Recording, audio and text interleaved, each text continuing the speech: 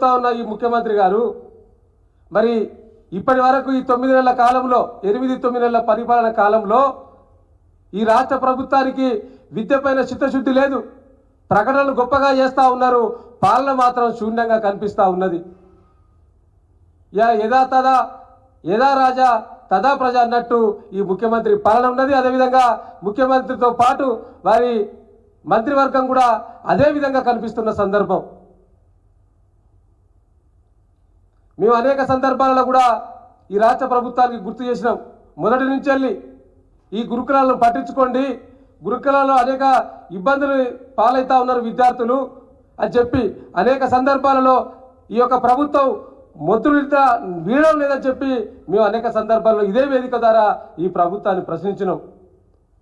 అయినా కూడా ఈ ప్రభుత్వానికి చీమ కుట్టినట్టు కూడా కనిపిస్తలేదు.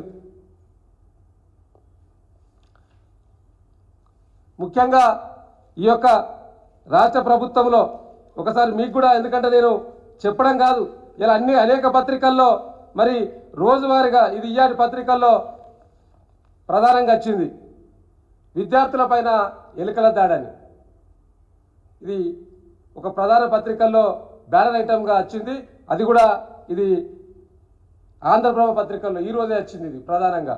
సో దీన్ని కూడా మా మాజీ మంత్రివర్యులు కూడా ట్వీట్ చేయడం జరిగింది. సో ఇట్లా నిత్యకృతం.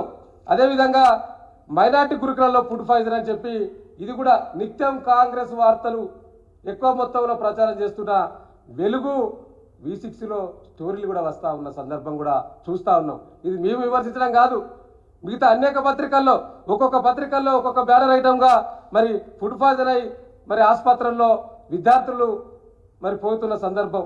అదేవిధంగా ఇవన్నీ కూడా అదేవిధంగా ఆ యొక్క హాస్టల్లో మౌలిక వసతులు సరిగా లేక మరి గత ప్రభుత్వంలో పురుగులన్నం పురుగుల చారని చెప్పి అనేక ఉద్యమాలు చేసిన సందర్భం గత ఉమ్మడి ఆంధ్రప్రదేశ్లో.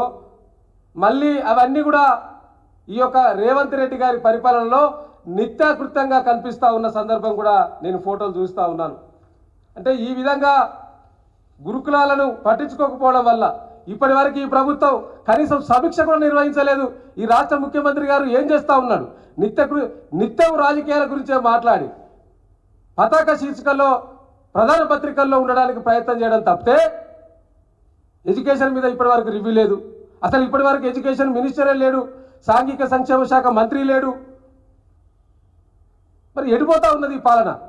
ఏం చేస్తూ ఉన్నారు?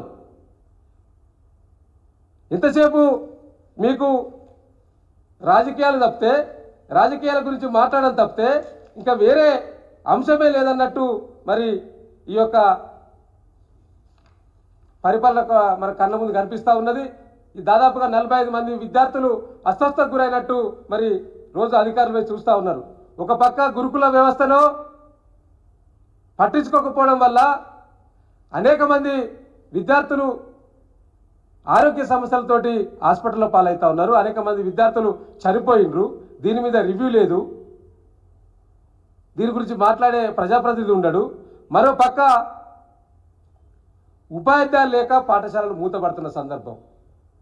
ఇలా వారి స్వయంగా వారి నియోజకవర్గంలోనే ప్రభుత్వ పాఠశాలలు విద్యార్థులు ఉన్నారు కానీ టీచర్లు లేక మూతపడ్డ పరిస్థితిని ఇలా ప్రధాన వార్తాపత్రికలు కూడా మరి రాయడం జరిగింది.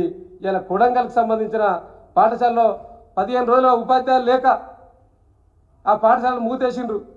ఇలా ప్రధాన పత్రిక ఇది ఆసిఫాబాద్ సంబంధించి ఈనాడే ప్రధానంగా రాసిండు.